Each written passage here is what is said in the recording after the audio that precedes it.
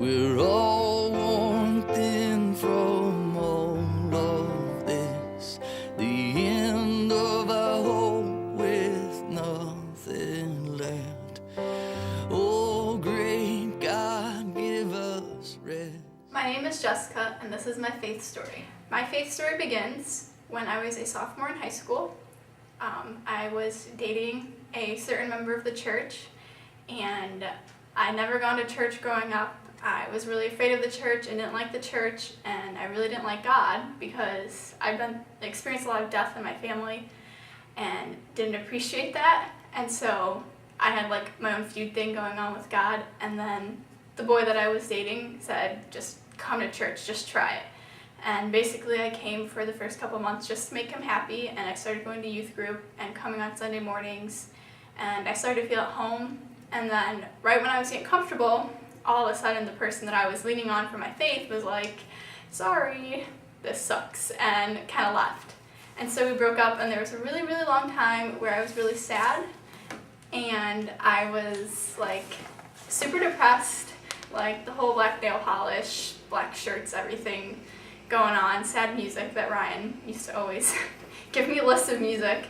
And then we went on the mission trip, and I just felt like it was my second mission trip, and I felt like everything had changed, and I really felt like God still wanted me to be a part of the church and a part of the community. And I still remember the day that Sue Osenball wrote a note to me saying I can still see the hurt in your eyes when you sit next to Kevin, or when Kevin walks into the room or something.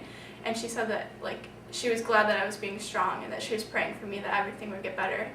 And from there I started to become a more active part of the youth group, and I started to do things with VBS and the Refuge, and just getting involved and being on consistory. And then I was asked to be on the search committee for the new pastor, and I really felt like I was getting comfortable in church again, and I really wanted to be there. And I really started to feel a call to do ministry in some way and to work in the church. And so I told Ryan, I said, I'm going to go to Welch, West Virginia, and I'm going to work on the mission. And Ryan laughed at me and said, a lot of kids say that, but don't do it. And for a long time I really wanted to, and I talked to Jay about it, and I talked to the person who hired people there, and we were all excited for me to go. And then I started having second thoughts and decided I wasn't going to go. And then at the Attaboy concert, my senior year of high school, Ryan came out and he did this whole spiel about how the concert was just about raising money so that the kids could go on the mission trip, and it was another way of paying for students who weren't able to pay. And he started talking about Welch, and I just started bawling. I cried for probably a good 20 minutes, and afterwards I walked up to Ryan and I said, I'm going to Welch, I can't just not go to Welch.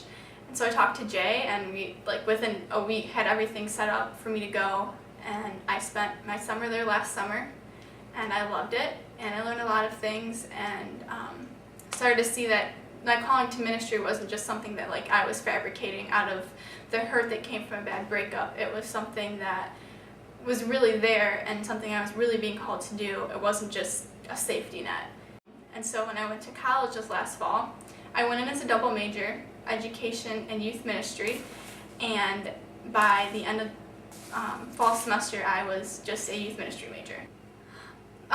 Before Jesus, BC Jessica was a bad person. She was very angry and mean. I didn't do bad things, I was just a mean, angry person.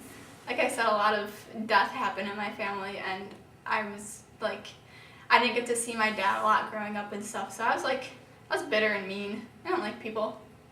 I would yell at people. Hated Ryan. It's horrible. I just was angry at the world, and I had no reason to be, but I was. It's an awesome feeling to just be happy and not, hate everybody. And knowing that I have a reason to be happy, knowing that Jesus is the reason why I'm happy. Jesus went through all this stuff but still did it, and it was a happy dude, and that's how I want to be. I want to be this person who is constantly happy and constantly living the gospel, not just reading it all the time and saying, oh, I read the Bible, but trying to live it out and be a person that people will be proud to know.